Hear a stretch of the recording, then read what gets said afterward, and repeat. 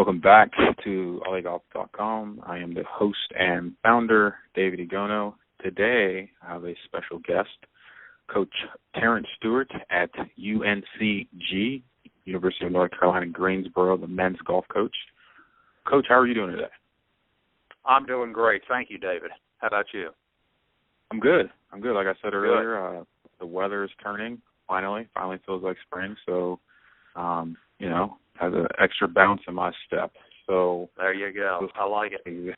Yeah. So before we get into the dare I say personal question, what is your favorite hole on your favorite course that you've played on in the last? My favorite hole on the favorite course that I played on. I'd say that my favorite hole would have to be number 13, and it is over at Bryan Park on their Champions course. It is a beautiful par 4. It's about 485 yards, and it sits right into a lake. It's a very, very difficult par 4. Water comes into play off the tee, and it's just a breathtaking hole. So that's probably my favorite hole that I play around the Greensboro area. Okay. Now, I've interviewed other coaches in the past couple of weeks, and a lot of them tell me, I don't even get to play anymore. Do you try to play as much as you can, or what? How's your playing? I actually do not play that much anymore. My wife and I've been married for 14 years, and I have got 2 boys, Spencer, who is 9, and Thomas, who is 3. And kind of on a side note, I was very, very fortunate. In 2009, I was able to qualify to play in the men's U.S. Amateur, and that was one of my bucket list goals in life. And as soon as I qualified for that and played in that tournament, I actually went home just because my wife and I were both talking about having a second child. I'm like, well, honey, now that we've done this, I think I'm ready for that second child. And since we've had one, I hate to say it, I've played one golf tournament in 3 years, and I really don't play that much unless it's the dead of winter. I do try to get out and play in kind of November, December, but the rest of the year, between assisting my team, recruiting all the time, husband, father, I probably average 1 round of golf every 10 to 14 days, and that's really about it. So I guess I'll just have to wait to retire when I'm about 70 years old and do it again. So, well, so let's actually reverse engineer that. Talk about not that you want to retire, today, or even 34 years from now. How did you get into golf? Lord, well, golf has always been in my family. I started playing when I was 14 years old, and I was introduced to it through my father and also my grandfather. My grandfather actually coached the college golf team over at the College of William and Mary back in the 1950s, and he in fact had Mark McCormick, who was famous for creating IMG years ago, played for my grandfather. And my father and my uncle, both of them played college golf. So golf has always been in our family. And I went and I played a lot of sports as a child: wrestled, basketball, soccer. But wound up wrecking my knees at an early age. So at 14, I started playing golf, and have been playing it ever since. And I'll turn 42 in a couple of weeks. So been playing for about 30 years now. So that's awesome. So in your amateur career, what was your? You played other sports. This is an interesting question because I mean, for me, I played basketball, football. That's basically it. Yeah. You played various sports, and then you kind of settled on golf. Was it the competition? Was it the inner drive? Was it more of an individual sport where you had the pressure and the glory of disciplining yourself? What was that like? Just coming from other sports, even at a young age. Yeah. When I was a kid, I mean, I really loved playing basketball. I mean, I really loved it because I'm 6'6". All of my family members are all very, very tall.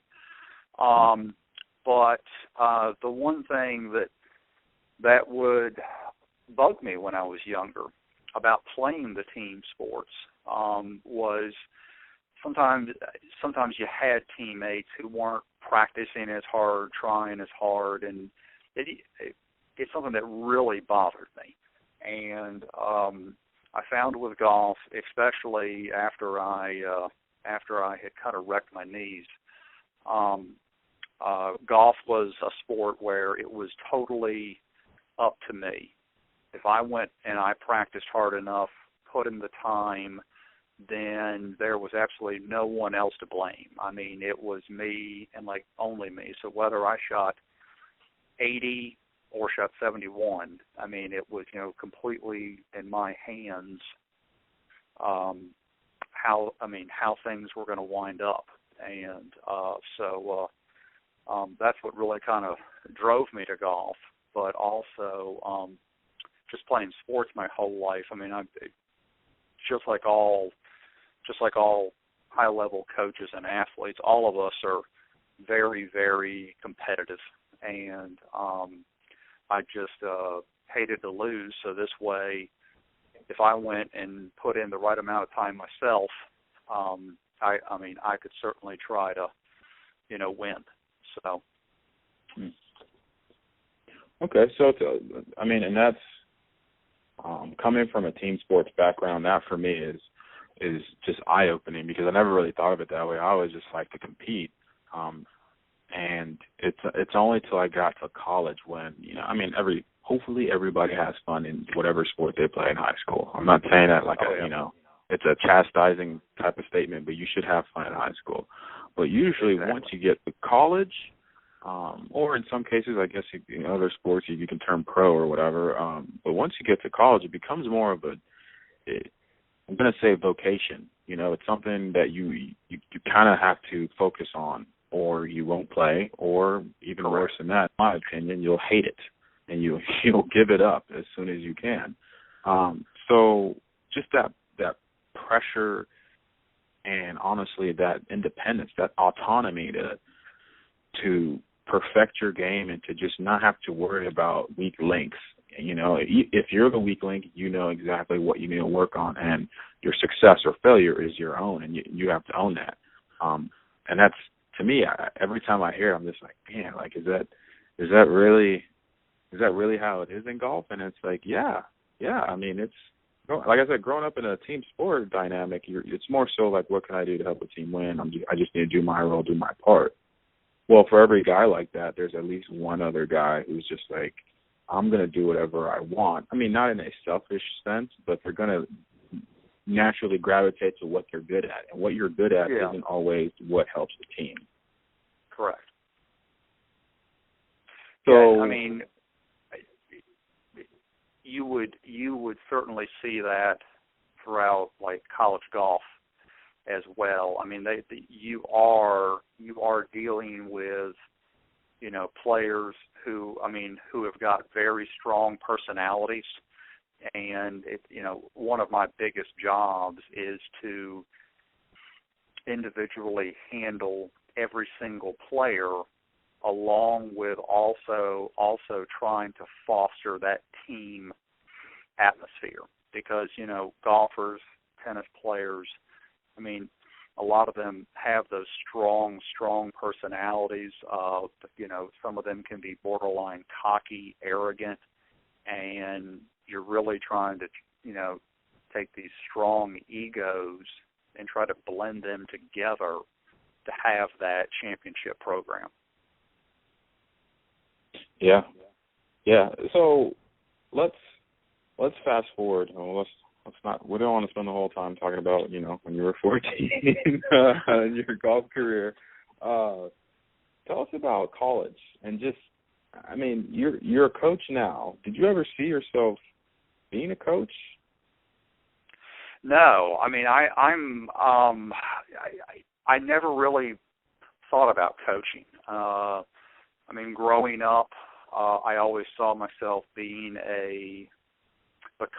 a PGA golf professional, working at a golf course, giving the golf lessons, and I realized I did my internship in college, and this is when I was 21 years old. I did a summer internship working at Rock Barn, which is in Conover, North Carolina, and I basically worked 3 months being the assistant golf pro, and I wound up hating it. It was just the darndest thing. But when I was just sitting behind the counter and doing that part of the work, I just didn't like it. So when I went and I graduated, my former golf coach in college asked me to come to one of the fall golf tournaments because he basically had a brand new team. So he was also our current women's soccer coach. So he asked me to come to one of the tournaments, stay with the team, watch him play, and then give him some feedback on his new players. And it turned out I really enjoyed doing that, being out there coaching the kids, caddying for them basically. So it kind of dawned on me right there. I said, well, maybe this is something that I could do. And I was 23 years old. Wasn't sure really how to get into coaching. And to make a really long story short, convinced Noah Ryan College, which is where I graduated from in 1994, if I could come back to just help out the golf team there.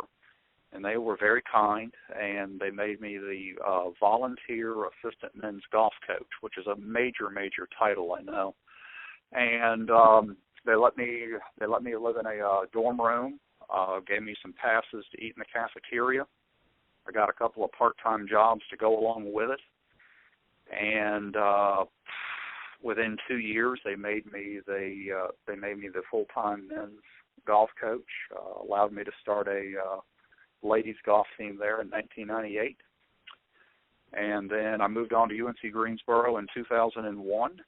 And if I have got my numbers and facts right here, I think there's only been 3 or 4 small college coaches in the last 13 years who've gone straight from being a small college coach into being a Division I head coach. And so I've been very, very fortunate to be here. Typically, most of your D1 coaches have all come from being the assistants at quote unquote BCS schools, and so I've had a great opportunity here, and I've been a head coach now for 18 years. So that's awesome. So let's pick a couple points to just talk about. A very auspicious beginning as a golf coach at the D1. Well, just as a golf coach, period. As in you were looking for it and it was something that you latched onto. What was some of your initial? I don't want to say struggles, because that's sort of that doesn't give it the right perspective, I would say. What were some of your challenges going from somebody who obviously wanted to, impact the game and be a good coach, and to actually seeing that happen in your players, in your program? What were some of your early challenges? Well, early on, basically learning how to communicate with players properly. I mean, back when I got into coaching and being 23 years old, I basically was a college kid then. And so I had to learn quickly how to become the adult in the situation, especially when I first got into coaching. And that's why you probably see so many of your head coaches are, starting out at 30 to 50 years old, because it's probably not the best thing to have a 23 or 24-year-old as your head, coach. But along with trying to communicate with the players, when I played in college, I happened to have 6 different coaches in 4 years. So I didn't have any consistent role model to kind of show me the ropes. And also, since I wasn't the assistant coach working for some established D1 coach, I never really had anybody show me how to do any of this. So I would simply just pick up the phone, call some, other coaches, bounce some ideas off of them, talk to coaches during these tournaments to basically find out how to do any and every aspect of being a good, college golf coach. I certainly knew how to play. I knew how to help teach them. But in terms of trying to recruit, fundraise, scheduling, anything and everything that goes into this career, I have to admit, I didn't know a darn thing when I got into it 18 years ago. So it's stuff that I just had to teach myself, and I was never afraid of, asking questions. I always think that that's the best way to learn. So through probably bugging people for many, many years and, basically educating myself, I learned how to, be successful in this career. And we have always worked on making us better and better day after day. So let's. I think it's absolutely essential that no matter where you are in your career, obviously there's going to be a higher frequency depending on if you're a beginner or, if you're in the middle of your career, you're at the end of your career. But if you're not asking questions and testing solutions, then I don't think you're even going to be average. You're going to be very, very frustrated with everything. So correct. Correct. Good to hear. You need to be learning something every single day. I don't care if you're a doctor, a teacher, a lawyer, a coach, whoever. Every single day you need to try to learn something new.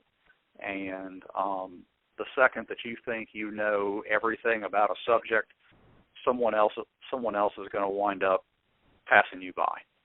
So anything that you can do to expand yourself and learn, it's certainly going to help you. So pivoting from, your first opportunity to coach to UNCG, I want to try my best to dispel some of the myths about not college sports, but just the scale. Because I think from a removed perspective, fans or people that hear about college sports, they think that all college sports are on the same budget or ability or let's just say realm.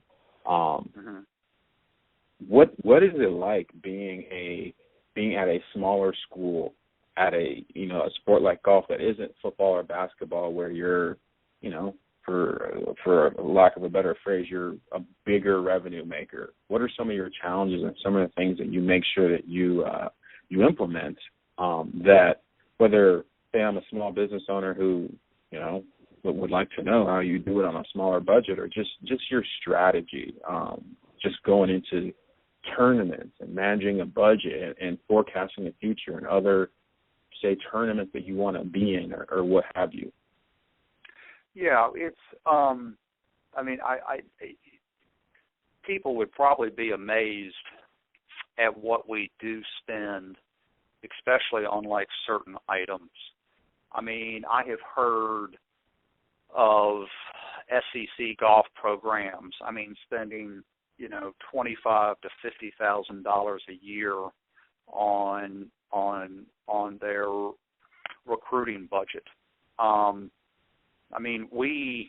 We only spend $2,000 to $3,000 a year trying to recruit our players, and people wind up laughing at that, going, "Lord, how do you get quality players? How do you guys compete spending pennies compared to the major schools?" And the whole trick is you need to find your niche and find what's going to work for you. And for us right here, the way that we have truly focused on our North Carolina student athletes, I don't have to fly around the country. I don't have to fly kids in to visit us. All of our players come within 90 minutes of our campus. The way that we truly have during my 13 years here, I've only brought in 2 players who have been from outside of the state. So even though we may not have the budget to go to the U.S. Junior each year and scout those kids, we have got so many great student athletes right here. We've been able to sign what I call are true, SEC, ACC level players. We can typically get 1 or 2 of those guys each year, every other year, and since it only takes 5 guys starting, it's not like doing your football team where the team's got to have 120 players on it. So you really have to find your niche, whether it is trying to recruit, whether it's trying to make your schedule, because every single school, I don't care if it's Stanford, Duke, UNCG, Wake Forest, whoever, everybody is slightly different. So you need to find what's going to work best for you and your situation, and simply just run with that, because something that works at Texas may not work at Oklahoma State, and something that works at Oklahoma State may not work at Greensboro. So once you go and find your niche with, what's going to work for your program, that's always going to be the absolute best thing to do, even if someone else doesn't think it's going to work somewhere else. Yeah. Now, correct me if I'm saying this wrong, but you guys host one tournament in the fall season, right? The Bridgestone? Correct. We host for 9 years, we have been hosting the Bridgestone Golf Collegiate. Yes, sir. Now, give us a very, very annotated, overview. What goes into that? Because, again, I think we have a very, very removed view as a fan or somebody who follows golf. What goes into you're the coach of the team. You have to worry about your team's performance, but you're also putting on a tournament. What is it like that week? Or does even, I would imagine, even the process of preparing and getting sponsors and making sure the details are all that. Yeah,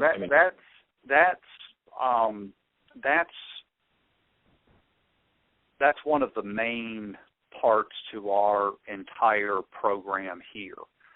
Through that tournament, we're able, just because it is a highly regarded college event, we're able to work tournament reciprocals just with the other schools.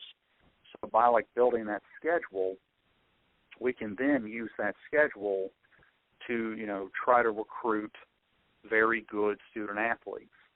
If we did not have that tournament, we would not play the same schedule that we've played the last 6 or 7 years. Kind of like we always go down to Puerto Rico and play in Purdue's event, and it's Oklahoma State and Texas and Florida and Georgia and all these teams. And frankly, UNCG is the smallest school in that field by far. So the fact that we have this great home golf tournament, thanks to a lot of different people. It's something that I have worked on personally for almost a decade, but during those 10 years, we have had many top programs play in that golf tournament. We've had Georgia Tech and Arkansas and Tennessee, Wake, Carolina, Duke, Virginia, all of them. And it is a wonderful event. We have had some great corporate sponsors. Just through Bridgestone Golf, we've had the Wyndham Championship off the PGA Tour, the Greensboro Sports Commission, Pepsi, many others. And through all this corporate money, private money as well, we have got a wonderful volunteer base. And really, starting just with the entire triad here, golf has been a major part of our community for decades and decades, going back to the old Greater Greensboro Open. I believe the tour has been here for 7 decades, maybe 7 or 8 decades. So golf is very strong in our community, and they have really supported our golf tournament very well. And we've had 2 incredible venues to play at. We actually started out over at Forest Oaks Country Club, and then we moved to the Grand Over Resort 3 years ago. And through this wonderful tournament, once we actually get to the tournament, I don't have to do anything, so I can simply just coach my team. But leading up to the tournament during the year, it is my responsibility to get all of the sponsorship dollars together to do all the details behind the scenes. But I certainly have no worries once the tournament's here, just because of our great support network. So it's a great tournament. Now, I would venture to say that only run a tournament, to prepare for a tournament, and to run your team, you've been able to make some awesome relationships that not only have they supported your endeavor to have the tournament, but they've also had various beneficial ramifications for not only yourself, but for your program. What is the power of making deep connecting relationships, especially in I'm going to say business, but I'm just going to say life, past college, past what you're trying to do or in your career, just in general? Yeah, these some of our sponsors. We have had players who have wound up graduating. Some of them have actually gone on just to work for some of these companies.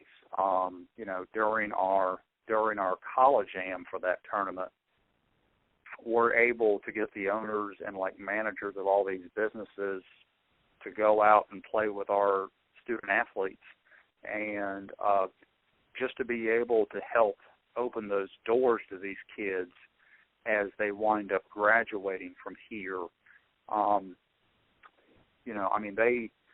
They know that if I have a kid who has played here for 4 years, gotten his business degree, that he's going to probably be a pretty good employee for that company. And just, you know, through those personal contacts, business relationships, friendships, to be able to help our student athletes is just wonderful. And now, after, like, you know, doing this event for 9 years, I don't even, you know, we kind of have reached the point. I don't have to maybe sweat out our sponsorship dollars year after year. I mean, we have had so many returning supporters that I basically now can call them up in the middle of the summer. Hey, it's just that time again. I don't need to explain anything. I mean, they are just more than happy to help. So having those strong relationships is certainly very beneficial. I can only imagine. And you being there 10 plus years, it's just it's like a gift that keeps on giving. And I'm not saying that like you should go into any relationship, whether it's for, you know, a business sense or even a neighbor, you know, for that matter, looking at what you can get out of it. But when you have value and you share it with others, awesome relationships can be made. Yeah, I mean, we you know, kind of to piggyback on something like that, I mean, our team for many, many years has really helped support our local First Tee chapter. And we generally go over about 10 to 12 times each year to help teach classes. So the same way that these businesses and people help out us, we're able to return that favor as well. And the more that we can give to our community, it really shows everybody our like commitment back to them. And just in return, I mean, they've been very, very supportive of like us, you know, as well. That's awesome. Now, my last question is sort of a here and the now question. So you guys are in the process of wrapping up your spring season. What are some of your goals just in finishing out the season and going into the summer, the quote-unquote Yeah, off-season? well, we go and we start every year. I mean, we always have the goal of first trying to qualify to play in the NCAA postseason. And right now the team's currently ranked 50th. We've got 2 tournaments to go, so certainly looking forward to playing in the NCAAs coming up here the middle of May. And that's always your first goal. And then obviously we want to try to win the conference championship, get on to nationals, and you know, one year we certainly want it all to fall together. And I mean, heck, try to go win the national championship. I mean, there is no reason why, if you're going to put in all the time, effort, finances, why you should not strive to be the absolute best. And Lord, college golf has certainly shown that you don't have to be a huge BCS school to try to wind up winning the whole thing. I mean, there are many great mid like major programs. We have got 3 of them sitting in our own conference right now, and you know, you just see what Augusta State did a couple of years ago, and if you've got some dedicated kids and can just catch fire at the right time, there's no reason why you can't strive to be the absolute best. So hopefully we have really good run here at the end of the season, and see how many teams we can wind up, shocking. So the kids have done a great job, and we have got four tournaments left with Ole Miss Conference Regionals and also Nationals. And once they go and wrap up that, going into the summer, all the kids will be playing 5 to 7 summer events each, trying to get better. So when they get back here next fall, they're all ready to try and do it again. Well, that one of these years, I think that that's definitely going to happen. I'm not saying that just because we're doing the interview, but just going back to what you said earlier in the broadcast, just finding your niche and just sticking true to who you are, and just improving yearly.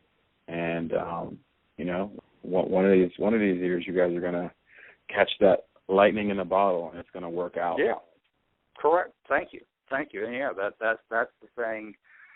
Once you find principles that wind up working for you, if you go and just stay true to those, not that you can't always alter those slightly, but once you find the formula that works for Greensboro or Duke or whoever, even if it may not work at a different school, once you go and find your own niche, stick with it, because that's what's going to work the absolute best for you. So, couldn't have said it better myself. Coach, I just want to thank you for taking time out to do the interview and just tell us about yourself. Thank you. Thank you very much. Enjoyed it thoroughly. It's awesome. And thank you to everybody else for being a part of it.